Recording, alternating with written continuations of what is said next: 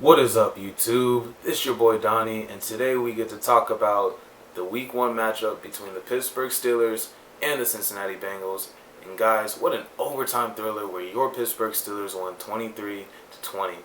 Guys, and I just want to say something. I am so blessed and so appreciative and grateful and happy for the opportunity that we get to have together, and I get to share my thoughts with you guys, and we get to build this community together.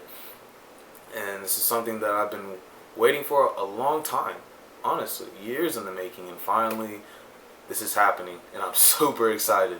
So if you guys are new to the channel, which a lot of you guys are, go ahead and hit the like button, smash that subscribe button, and hit the post notifications button, and share the video with those who you think will like the video.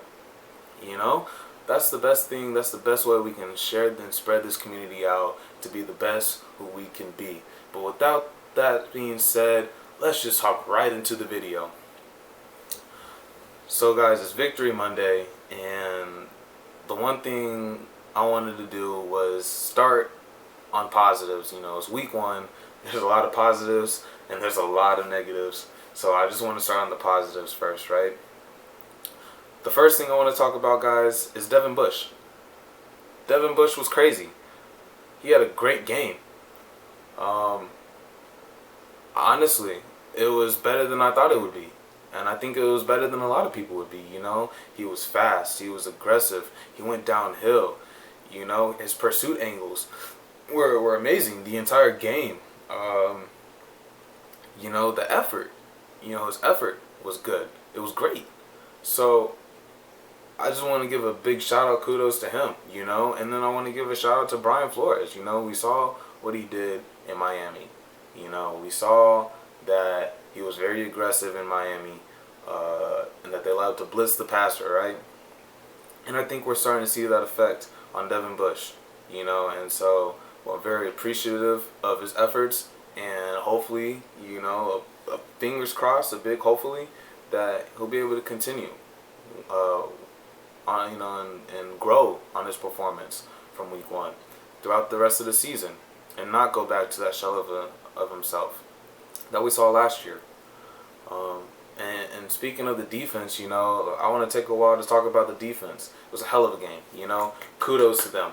It was a hell of a game from them. You know, when you have 7 sacks and 5 takeaways, that's something special right there. You know, that's something very special in the making.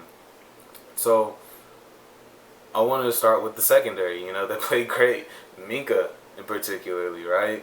And we'll talk a lot about him later, but Minka played exceptional. Levi Wallace, until he got hurt, played exceptional. Cam Sutton, probably his best game as a Steeler, in my opinion. You had the one interception, right? You also had the one that he intercepted the ball, but it got called back on a penalty. And then you had almost the third pick in the end zone, you know, and it went through his hands. You know, so definitely a great game by Cam Sutton. And then you have Terrell Edmonds. And Terrell Edmonds, you know, he grows every year with the Steelers. You know, I don't understand the hate he receives. All the dude does is grow and get better and better and better. So we're very appreciative of his efforts. And I'm glad the Steelers re-signed him at the price that they did, for sure. Because he's definitely an asset to this team and not a liability. Another thing that we should talk about is Akella Witherspoon. You know, the dude was on Jamar Chase. The dude had a clutch fourth quarter interception. Clutch. You know, and it should have ended the game. Except that the offense was very stale, so we all knew it wouldn't end the game. But if it was a good offense, it would have ended the game. You know, and so to see, you know, the secondary with the question marks that it had come out and perform the way that it did week 1, you know, it's very pleasing. It's very pleasing to see, and hopefully it continues to be that way. And then you have the linebacker groups, and we already talked about Devin Bush, how he played great. You know, Miles Jack played great. Miles Jack was amazing, you know. I'm so happy that the Steelers picked him up. You know, that's a very underrated pick that I don't think I talked about enough, to be honest with you. I think Miles Jack is a very underrated player. You know, dude, all he does is get tackles. He's a tackling machine. And so you saw he had a couple tackles for losses, and that was amazing. You know, it provided the spark that our defense so desperately needed last year from the inside linebacker position. He had the two outside linebackers, right? We had Alex Highsmith with, let's talk about Alex Highsmith for a second, right? 3 sacks, 2 in the first quarter, right? The 4 quarterback pressures, the 9 tackles, the 6 solo tackles. The dude was an absolute monster yesterday, and he proved that he is a very complimentary piece to TJ Watt. And we want to talk about Watt. Watt had the interception. He had the sack. He had the big hit on Mixon. So all these are great pieces, Then when we talk about the depth at linebacker, I'm glad that we got Malik Reed because he's going to step in for TJ. And we'll talk about the injuries in a second, man. But I'm excited to see what he has in store for us.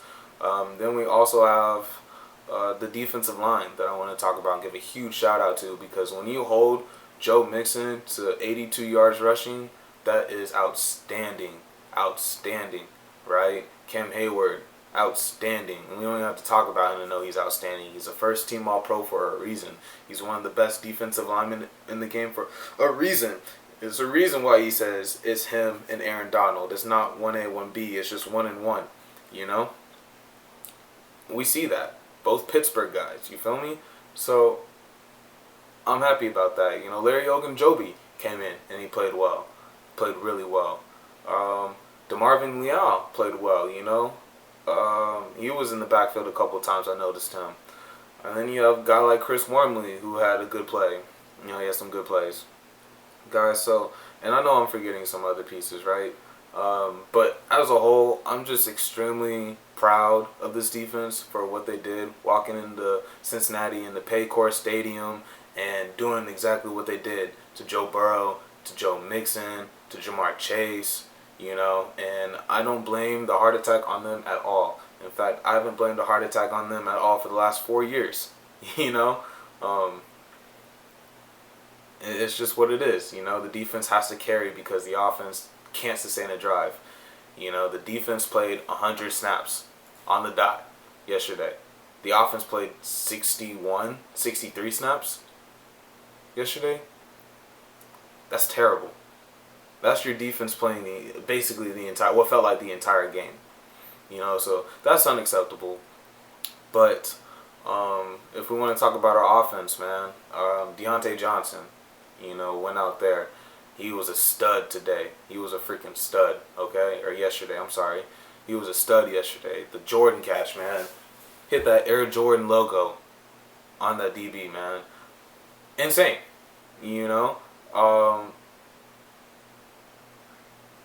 Superstar?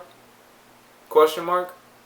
I think he's putting himself in that category, It's going to not get talked about enough. He's very underrated. Don't know why. But he's very underrated. He made the Pro Bowl last year. But he doesn't get talked about enough. Chase Claypool had a good game. The catch in the end, or, in the red zone.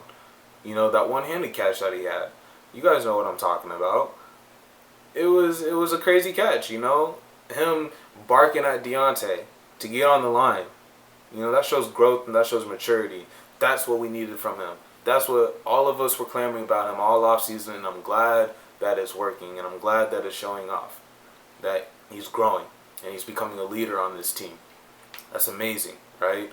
Pat Fryermuth is the name that definitely needs to be more involved in this offense, He's going to be an issue in the middle of the field as long as we use him right,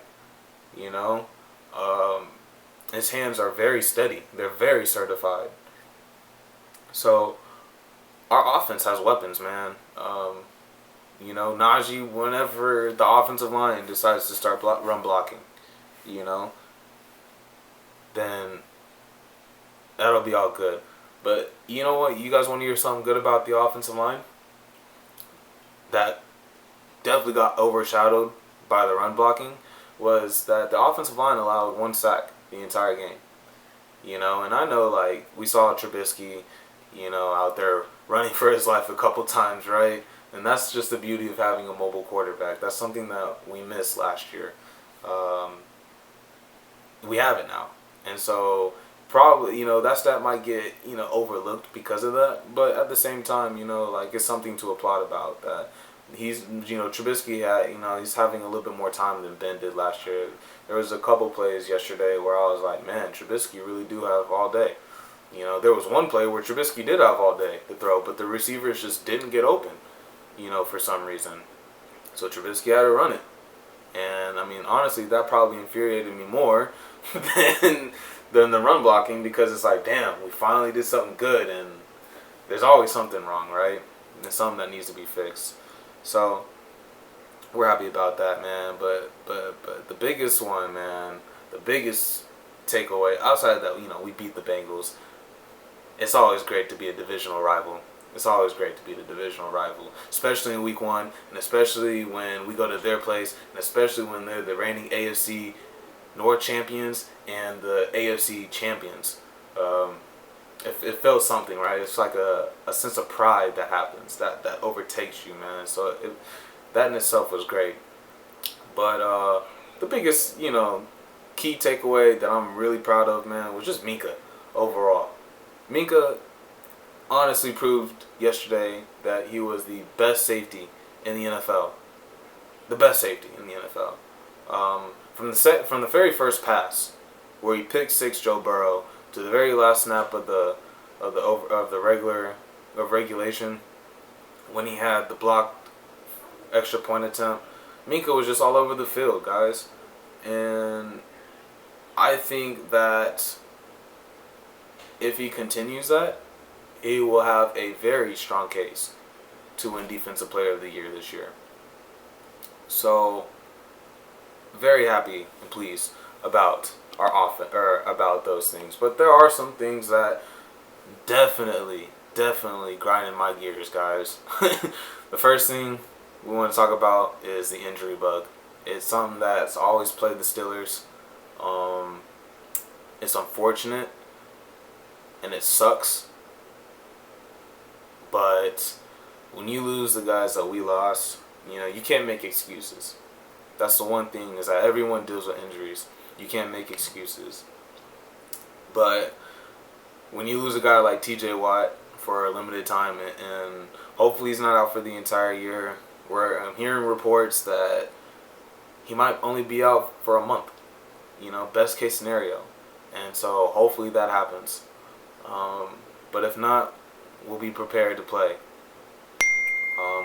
We lost Mason Cole for a little bit. We lost Cam Hayward and DeMarvin Leal at the end of the game. There were just a lot of injuries. Najee Harris. We lost Najee Harris. For the period of time, and hopefully he'll be back next week. And I think he will be. Reports are leaning towards that he'll be back to play next week.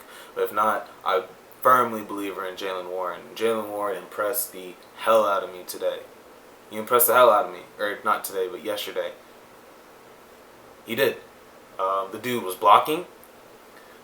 He ran the ball, I won't say efficiently, but he ran the ball hard.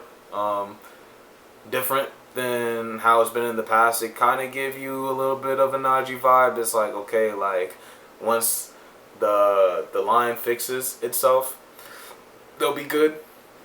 They'll be good. Maybe like a Zeke and Tony Pollard type of 1-2 punch. But I think Jaylen Warren is going to be a good, very solid number 2 for us. And when he has to fill in for Najee, we're going to be just fine. And another injury that really sucks is the Levi Wallace injury. It happened in the end zone, where Levi Wallace, he collided with, I believe it was Devin Bush, but you might want to fact check me on that one. And he did something, and I don't know if he returned to the game or not, right? I didn't see him, but I hope he did. So, the injuries, they're a part of the game, guys. And that's something that we're not going to be able to take away from. But You know, as much of it as it sucks, we got to keep pushing. You know, there are no excuses. There really aren't. So, I believe in Mike Tomlin. I know Mike Tomlin is up for the challenge, and I believe he's ready and excited for the challenge. So, and so are the Pittsburgh Steelers. So should we. You know, it's only week 1, guys. There's plenty of season left. Another issue was is, because I'm not going to say was until I see it fixed, which I don't know if it will get fixed this year because we've been saying it'll get fixed the last 3 years. But this offensive line is absolutely terrible in the run game. Absolutely terrible in the run game. Definitely had his weaknesses in the pass game. Allowed 1 sack, like I said earlier, but Trubisky was running for his life a lot, you know, so the run game is absolutely terrible. The offensive line is absolutely terrible in the run game. I don't think it'll get fixed, to be honest with you, and that's not me, having a pessimistic mind on this, but I've been saying that they're going to get better throughout the season the last 3 years, and we are still here, you know. I don't know if it's a scheme. I just don't know if these guys are capable of playing, you know. I think some players are going to get better throughout the season. I think a guy like James Daniels is going to get better throughout the season. Maybe a guy like Kevin Dotson might get better at the end of the season. Chucks, hopefully, he gets better at the end of the season, but I think he'll stay the same. Dan Moore Jr., I don't know, you know. He struggled a lot in preseason, and he had the holding call in yesterday's game. So, I don't know. But, you know, the line got to get fixed, guys. The run game has to get fixed if we want to even try to compete, you know. But to do that, we're going to have to throw the ball in the middle of the field. We're going to have to stretch the field, you know. Teams can't just be stacking up against us and us expect to be good at running the ball. When, you're going against, 8 players, it's 5 on 8. The 8's going to win every time. And we've seen that for the last 4 years. So, maybe the offensive line will get fixed, but I don't know. I don't want to take too much time to talk about it because I know that's going to be an issue and a topic that we'll be talking about all season long. And we won the game, guys, so I want to talk more positives and negatives. But another negative that I want to talk about is, what the hell, Mitchell Trubisky? Dude, you played like garbage. I mean, let's just be honest with you. You had a great drive at the end of the game, and kudos to you, and we're very grateful that you did that. But before, so many errant throws. It's crazy. There was a play where he's running, right? And he's running, and the defensive lineman, right, gets behind him and swipes the ball, and Trubisky has he has the ball, not tucked in. Luckily for us, he was tucking the ball in whenever the dude swiped at it, but that was almost a turnover. And we can't be having those. Luckily it wasn't a turnover, but we got to take better care of the football, and I know the film is going to, teach them that, hopefully. And it's only week 1, guys, so should we start Kenny Pickett? No, not yet. Let Mitch Trubisky lose a game first. I know he played awful, but it's just week 1. Almost every team plays awful week 1. It's week 1 for a reason, So, I think Mitch will get better throughout the season. I don't know how much better, but I do think he'll get a little bit better. When saying that, I also think Pickens is going to get better. My question was, where was Pickens the entire game? Same with Najee. Where was Najee the entire game? And I don't think it was their fault. But my question is, why wouldn't we use them?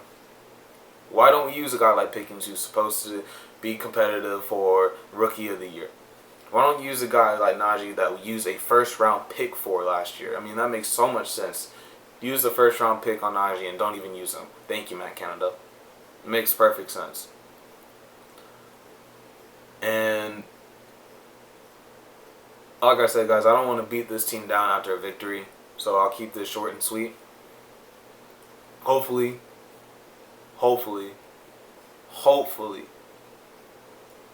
they'll be used a lot more in the season. The last thing I want to talk about, guys, before I let you guys go, is Matt Canada. Good grief. I mean, guys, let's take a little timeline, right? 2 years ago, we had Randy Fichtner as our offensive coordinator. We said, this guy sucks. He's running the same stuff over and over and over again. Get him out. He got out. It was the same thing last year. So we said, okay, maybe it was Ben Roethlisberger. Okay. So he retired. And we had all this hype that finally we have a mobile quarterback as long as someone who fits Matt Canada's scheme. Finally. And we're still running the same shit. We are still running the same shit. So, Matt Canada, if we see this, I hope you get fired. And I don't wish that on anybody, but it's time for you to go. I mean, we're seeing this over and over again. Is it a Matt Canada thing? I mean, all 3 of those years we just talked about, Matt Canada was on the team. You know, as the quarterback coach, as the offensive coordinator. So, what's going on? I mean, he's supposed to come in here, right, with all these, different types of motions and everything. And granted, guys, he was good. He did have all those motions, and we've seen a little bit more creativity than we did last year, right? And I think that's because we have a mobile quarterback. At the same time, we're still running the same 3-4 damn plays, right? There's no reason why Chase Claypool has more rushing yards than Najee Harris, right? Your first round running back. So, very irritated on Matt Canada. But, guys, it's week 1. It's a long season. It's an 18-week season. So, maybe, just maybe, there will be change. I don't know. I wouldn't say yeah, on will they be changed in the year. I'm not so positive on it, but we'll find out, guys. Anyway, thank you guys for coming to my TED Talk on the Pittsburgh Steelers. If you guys like the video, hit that like button, subscribe to the channel. Let's build this community together, guys. Let's build this community, guys. Hit that post notifications button, so that way you know that whenever I post, guys. I post daily, like I said earlier, Monday through Friday and Sundays, so I'm always working. I'm always trying to give you guys content, something new, something exciting, something fresh, every day, except for Saturdays. It's college football day. So, guys, I love y'all. I will see you guys next time. Peace.